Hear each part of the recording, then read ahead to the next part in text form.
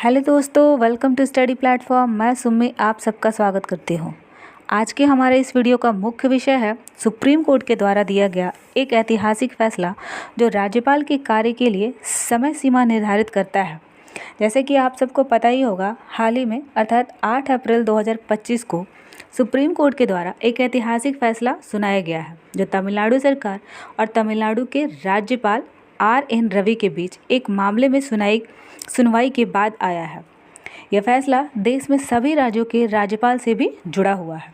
इस फैसले को समझने से पहले हम जानेंगे कि इस फैसले के पीछे जो मुख्य मुद्दा रहा वो क्या था। दरअसल तमिलनाडु सरकार ने राज्यपाल द्वारा राज्य विधानसभा के द्वारा पारित कई विधेयकों को अनावश्यक रूप से रोकने के खिलाफ सुप्रीम कोर्ट का दरवाज़ा खटखटाया था। कुछ विधेयक, यहाँ पे ये विधेयक होगा दोस्तों, कुछ विधेयक तो विधानसभा द्वारा दोबारा पारित किए जाने के बाद भी लंबे समय से राज्यपाल के पास लंबित थे। इन्हीं मुद्दों पर तमिलनाडु सरकार ने सुप्रीम कोर्ट में याचिका दर्ज की है, जिस पर ऐतिहासिक फैसला सुप्रीम कोर्ट के द्वारा 8 अप्रैल 2025 को सुनाया गया है। सुप्रीम कोर्ट के आए इस फैसले को समझने से पहले हमें उन संवैधानिक प्रावधानों को समझना जरूरी होगा जो किसी राज्य द्वारा पारित विधेयकों पर राज्यपाल की शक्तियों से संबंधित है। अर्थात संविधान के उन अनुच्छेदों को समझना होगा जो राज्यपाल को दिए गए हैं, जिसमें पहला है आर्टिकल 163। आर्टिकल 163 है जो राज्यपाल के सामान्य विधेयक से संबंधित है, तथा आर्टिकल 200 जो राज्यपाल को उनके विधेयक से संबंधित शक्तियां प्रदान करता है। राज्यपाल के विधेयक से संबंधित जो शक्तियां हैं उनके बारे में आर्टिकल 200 में बताया गया है। जब राज्य विधानमंडल द्वारा कोई विधेयक पारित होता है तो आर्टिकल 200 के तहत गवर्नर अर्थात राज्यपाल के पास 4 विकल्प होते हैं, जिनमें पहला है विधेयक को राज्यपाल पारित कर दे, दूसरा है विधेयक पर स्वीकृति रोक ले, तीसरा होता है विधेयक को पुनर्विचार के लिए वापस कर दे, और चौथा है विधेयक को राष्ट्रपति के विचार के लिए सुरक्षित रख ले। ठीक है दोस्तों, लेकिन संविधान में राज्यपाल द्वारा उसके कार्यावधि के लिए कोई समय सीमा निर्धारित नहीं की गई है, और यही कारण है कि कहीं न कहीं कुछ एक्सपर्ट्स के द्वारा यह आरोप लगाया जाता रहा है कि जहां राज्यपाल की केंद्र सरकार के प्रभाव में काम करती है, अर्थात जहां राज्यपाल केंद्र सरकार के इम्पैक्ट में आकर कुछ डिसीजंस लेती है, वहां पर ऐसी स्थिति देखने को मिली है कि गवर्नर अर्थात राज्यपाल विधेयक को लंबे समय तक रोके रखते हैं, जिसका हालिया उदाहरण हमें तमिलनाडु में देखने को मिला है, जहां तमिलनाडु सरकार के द्वारा पारित लगभग 10 विधेयकों को वहां के राज्यपाल RN रवि के द्वारा लंबे समय तक रोके रखा गया था। और इसी की वजह से तमिलनाडु सरकार ने सुप्रीम कोर्ट में याचिका दर्ज की थी, और इसी याचिका सुप्रीम कोर्ट के द्वारा दायर की गई याचिका पर सुप्रीम कोर्ट का ये ऐतिहासिक फैसला 8 अप्रैल 2025 को सुनाया गया है। तो चलिए आप समझते हैं सुप्रीम कोर्ट के इस फैसले के बारे में।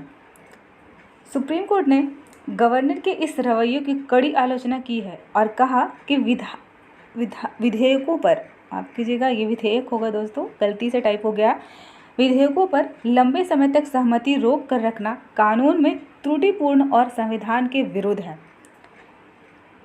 सहमति की घोषणा एक असाधारण कदम उठाते हुए सुप्रीम कोर्ट ने संविधान के अनुच्छेद 142 के तहत अपनी शक्तियों का इस्तेमाल करते हुए यह घोषणा की कि सभी लंबित विधेयक को उस तारीख से राज्यपाल की सहमति प्राप्त मानी जाएगी जिस तारीख को वे विधानसभा द्वारा दोबारा पारित होने के बाद उन्हें फिर से प्रस्तुत किए गए थे।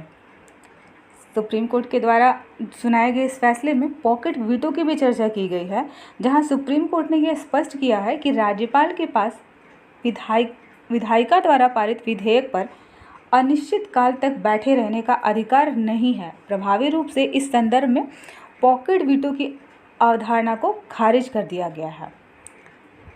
राज्यपाल के कार्य के लिए एक समय सीमा का निर्धारण किया गया है, और यही इस फैसले का मुख्य बिंदु भी माना जा रहा है। सुप्रीम कोर्ट ने जोर दिया है कि राज्यपाल को विधानसभा द्वारा पारित विधेयकों पर एक उचित समय सीमा के अंतराल में ही कार्यवाही करनी चाहिए।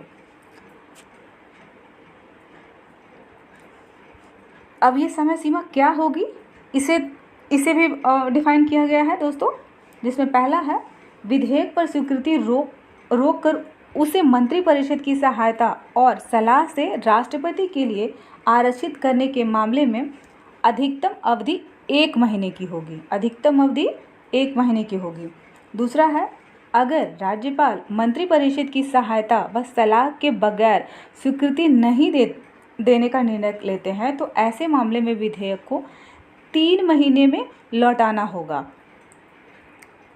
विधानसभा के विधेयक पुनर्विचार के बाद, एक सेकंड दोस्तों,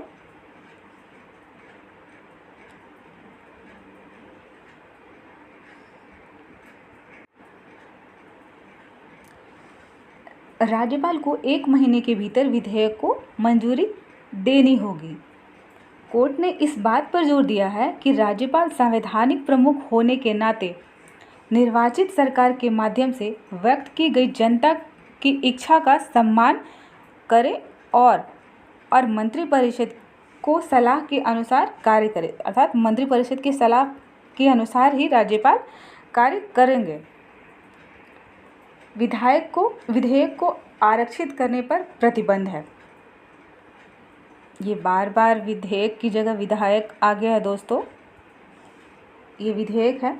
विधेयक को आरक्षित करने पर प्रतिबंध है। सुप्रीम कोर्ट ने फैसला सुनाया है कि राज्यपाल के पास उन विधेयकों को राष्ट्रपति के विचार के लिए आरक्षित करने का कोई विवेकाधिकार नहीं है जिन्हें विधानसभा द्वारा प्रस्तुत किया गया है। एकमात्र अपवाद यह है कि यदि दूसरे दौर में प्रस्तुत विधेयक पहले संस्करण से अलग हो। अब सुप्रीम कोर्ट के द्वारा लाए गए इस फैसले का जो प्रभाव है वो क्या होगा, इस फैसले को तमिलनाडु सरकार के लिए एक महत्वपूर्ण जीत माना जा रहा है और मुख्यमंत्री M.K. स्टालिन ने इसे राज्य की सहायता और भारत में सभी राज्य सरकारों के लिए ऐतिहासिक जीत बताया है। यह एक मिसाल कायम करता है जो विधेयकों पर सहमति रोकने में राज्यपाल के विवेकाधीन शक्तियों को सीमित करता है और सहकारी संघवाद के सिद्धांतों को मजबूत करता है। सुप्रीम कोर्ट के द्वारा सुनाया गया यह ऐतिहासिक फैसला अवश्य ही राज्य के विधायिका के द्वारा राज्य निर्माण से जुड़े जो विधेयक हैं उन्हें पारित करने में, एक निश्चित समय अवधि के अंतराल में पारित करने में लाभकारी सिद्ध होगा। इसी के साथ आज का ये वीडियो समाप्त होता है। वीडियो अगर अच्छा लगे तो लाइक और सब्सक्राइब अवश्य कीजिएगा। धन्यवाद।